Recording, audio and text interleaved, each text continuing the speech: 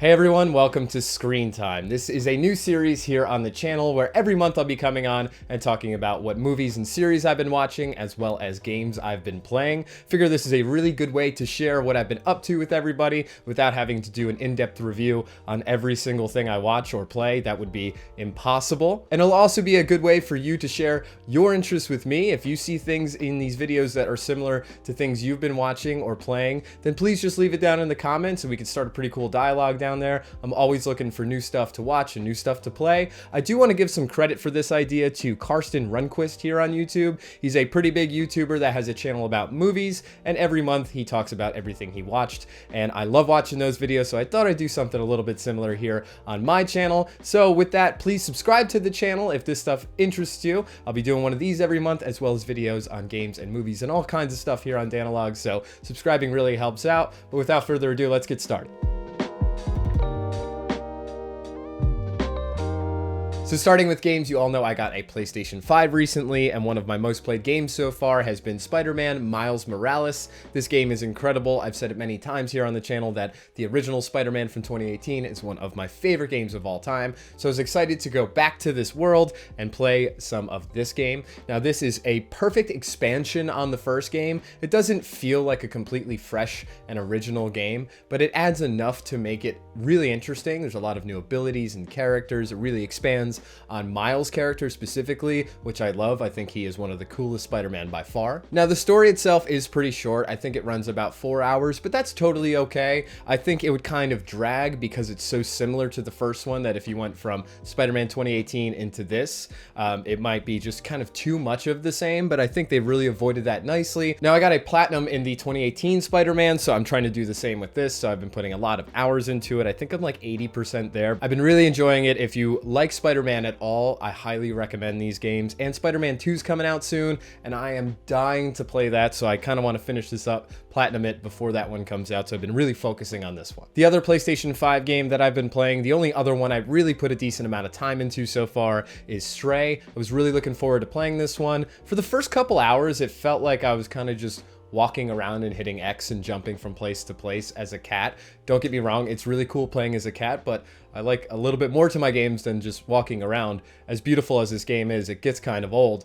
But there's a point in the game where you kind of unlock this backpack drone thing, and that makes the whole world more interactive. It really pushes the story along, and it's been a really great game so far. I think I'm about 6 to 8 hours into it, and I love it. Can't wait to beat it. It's everything I wanted it to be. It's nothing crazy, but it's a really beautiful game. And sometimes I like games that are more relaxing, and this is perfect for that. So if you haven't played Stray yet, I think it's pretty cheap on the online store for PlayStation. So if you're looking for a kind of unique experience, this is definitely a really good game. Moving on to the Nintendo Switch games I've been playing, nothing too new or too crazy, but I've been playing a lot of Tears of the Kingdom still. Now I played this like every day for weeks after it first came out, and I absolutely loved it. I got 3 out of the 4 main quests done, and then I kind of put it down. I think I got a little overwhelmed, and in my head I've been kind of comparing this to Breath of the Wild, and I think I might like Breath of the Wild more because it is a little bit more simple. You really focus on the beautiful world that you're in rather than everything else going on around you. I feel like in this game you might have too many abilities, there might be just too much going on, and it gets a little overwhelming for me.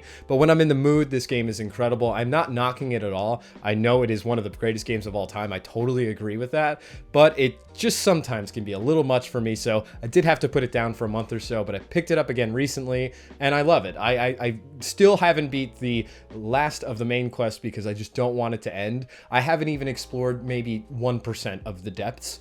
I'm still focusing on just exploring Hyrule and doing side missions and things like that, and I'm trying to get all of the sky stuff figured out before I go into the depths, kind of taking it one step at a time so it doesn't happen to me again where I get way too overwhelmed. I've also been playing The Show 23. I'm a huge baseball fan. I love baseball. I got it on Switch because I really like watching baseball and also playing baseball at the same time. I just completely immerse myself in baseball, and it's a lot of fun. It's cool to have it in a portable handheld mode. One thing I have to say though is the Switch version is it's not good. It's not like a great baseball game. The graphics aren't a huge deal to me, and these graphics look like the PlayStation 2. Like really, it does. They look bad. But one of the hardest things about this game, the one thing that really draws it back, is the frame rate drops.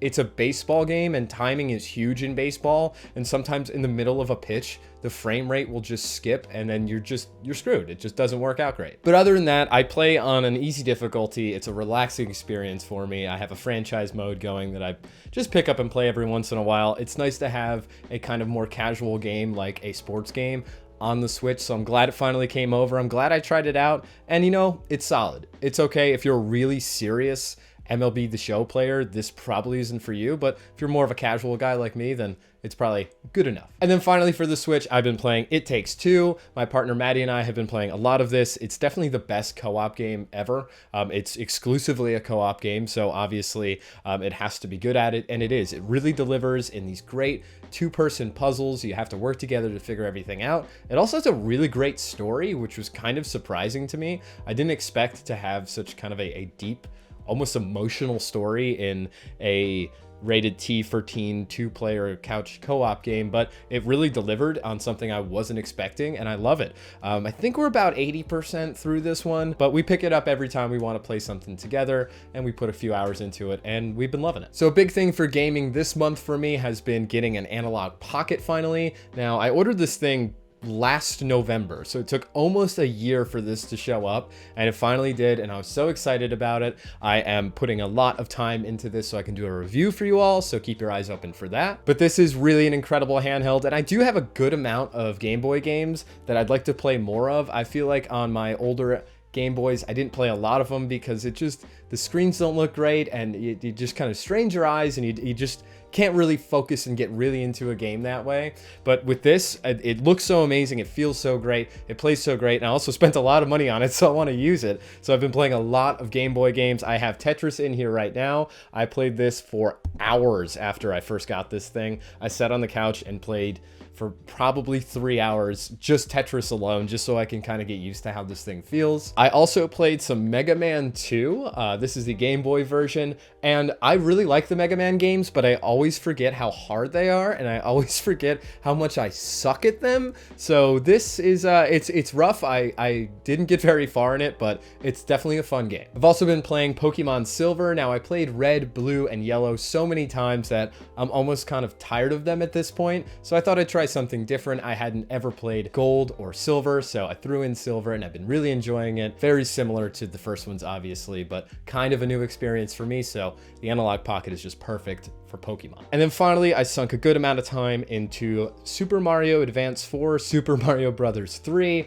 Super Mario 3 is my favorite game ever, so this is a really cool version of it. It might be the best version. They added some really nice graphical touches. They added some voice acting for Mario. It feels really smooth, and it just plays great on the Pocket.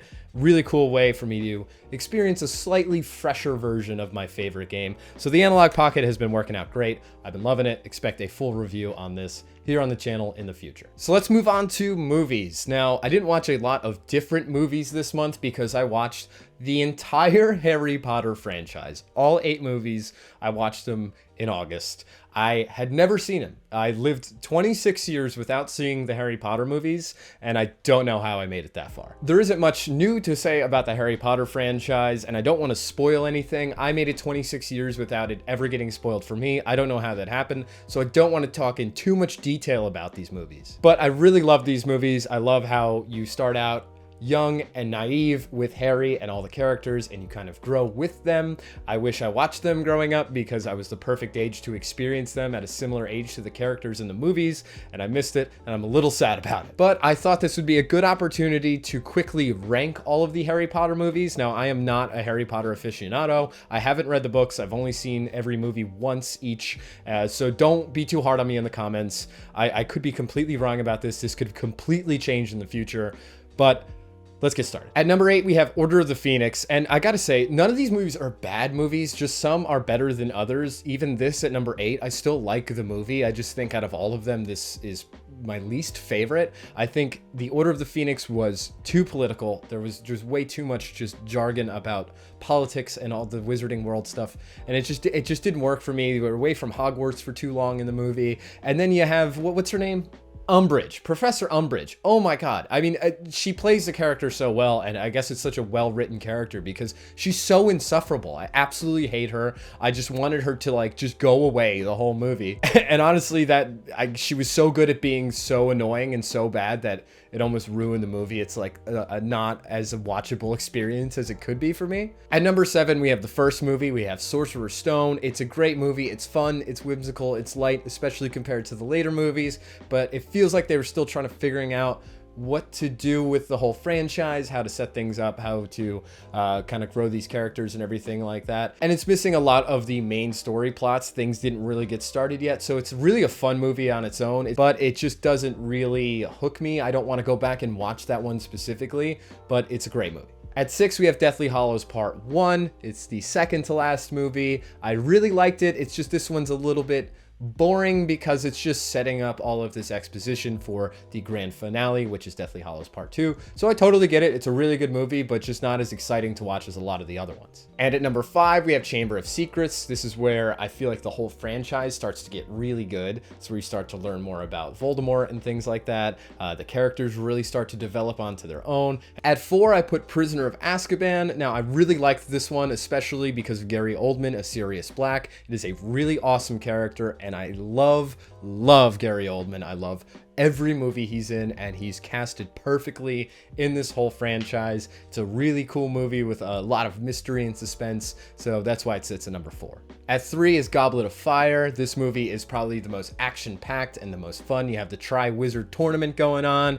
Some really cool stuff. Voldemort becomes more involved with everything, but I didn't expect to like this one. It was described to me as being a lot about the Tri-Wizard Tournament, and I wasn't sure if I'd be interested in it, but once I saw it, I really enjoyed it. It just has a great pace to it, really moves along nicely, and that's why it's at number 3. At number 2, we have the Deathly Hallows Part 2, the finale to everything. You get the most of Ralph Fiennes as Voldemort, which is one of the best acting performances I've seen. Voldemort is such a cool character. You have his crazy laugh in this one, which is like my favorite 3 seconds of the whole franchise. But I was on the edge of my seat for the whole movie. I really loved it, and it wrapped up the whole series perfectly. But let's move on to number 1, and it's obviously the Half-Blood Prince. This is where I got hooked to the franchise. So many things happen in this. The whole story really comes to a head. You start learning so much deep information about these great characters, and my jaw was on the floor at the end of this one. I was just blown away. Everything kind of leads up to this, and everything kind of just boils over in this one, and the acting is the best. It's probably one of the darkest movies, even compared to the last 2, and I just love it. Like I said, I'm not a huge Harry Potter fan, nerd, whatever you want to call me, so please don't be too hard on me on the comments. I do want to say one thing that bothered me a little bit about these movies was it seemed like all of the exposition was in like 30 seconds in each movie. They're like, some of them are almost 3 hours long, but all the important stuff, like the important dialogue, happens so fast that it's so easy to miss stuff. This does make it more rewatchable though, so I will be going back and rewatching all of these, maybe even reading the books, but it's just, as a first-time watcher and you have no idea what's going on, it can be a little much, it could be a little dense. That's all I mean, but I really love the Harry Potter movies. So the only other movie I watched besides the 8 Harry Potter movies was The Founder from 2017. This is the story of Ray Kroc, the founder of McDonald's, and it's done really well. It's historically accurate. It's a really great movie. I heard so many good things about it when it came out, but I didn't rush to see it because it didn't really grab my interest being about McDonald's. So Michael Keaton plays the lead in this, Ray Kroc. He is a real guy who was a really not nice guy. This movie follows the rise of McDonald's through Ray Kroc. It also has the original McDonald's brothers played by John Carroll Lynch, I can never remember his name, and Nick Offerman. I love Nick Offerman. I'm a big fan of Parks and Rec, so it was great to see him. I definitely have a soft spot for him, and I love John Carroll Lynch. He is in so many movies, and every time I see him, he is just phenomenal. He's one of the most underrated actors of this generation, in my opinion. But those two guys and the characters they played really made the movie for me. Now, the characters are the most sincere, nice, sweet people, but the pacing of the movie is so good. It's about 2 hours long, and it felt like it was barely 90 minutes. It really just sucks you in. It puts you in the 50s and 60s world so nicely with the old cars and everything, but it doesn't feel old at all. It has a nice modern pace to it, a nice modern look to it. The cinematography is great. And like I said, the acting is what really makes it. I waited 6 years to watch it, so I understand if you haven't seen it yet, but if it sounds even slightly interesting to you, I definitely suggest checking it out because it's a surprisingly great movie. So I've also been watching one series this month. It's called The OA. It's on Netflix. I watched this originally when it came out back in 2016, 2017, and I really enjoyed it back then, and I completely forgot about it. I actually saw Jason Isaacs in Harry Potter, and I was like, whoa, hey, that's the guy from that show I watched. And it brought back the OA to my head, and I remembered I watched it and really liked it, but I couldn't remember anything about it. So my partner and I decided to watch it again, and it's an awesome show. Looking into the show, I saw that it was actually categorized as a mystery, so I don't want to say too much about it, but the main gist of the show, the main topic is a girl goes missing for 7 years, she is blind when she goes missing, and she has her sight when she is found. There's a lot more to it than just that little synopsis. It's actually a pretty complex, a pretty deep, and kind of gets pretty weird at some points. It's almost at the level of too weird for me, but it makes it so believable. The acting is so great. The way it's told is so great that something I normally wouldn't be interested in watching, it makes it very compelling, very interesting. So I haven't finished this show. I'm still 2 or 3 episodes from finishing, so I don't want to give you my final thoughts on it yet, but so far I am loving it. Now, the second season is a lot different than the first season. You'll probably start this first episode of the second season and be like, well, what is this, even the same show? But it changes things so nicely, keeps it nice, new, and fresh. Britt Marling is an incredible actress. She really makes this show. She's absolutely hypnotizing on the screen, and she also writes a lot of the show, as far as what I know. She has a huge hand in writing this really cool, complex, unique story. So The OA, it's on Netflix. I'm sure you have a Netflix. You can go check it out. If you're looking for something different, that might be the show that's perfect for you. So there we have it, the first ever episode of Screen Time. This was a lot of fun to make for me. Hopefully you enjoyed it. If there's anything similar to Harry Potter out there, The Lord of the Rings is kind of on my radar. I've never seen that either. I gotta see The Lord of the Rings. But anything like that, you can leave it down in the comments below. I'd love to start a conversation. And if there's any games you've been playing, stuff you've been enjoying, just leave it down in the comments. Don't forget to like the video, that helps out a lot, and don't forget to subscribe for more stuff like this. I appreciate you all. I want to thank you so much for watching, and I'll see you soon.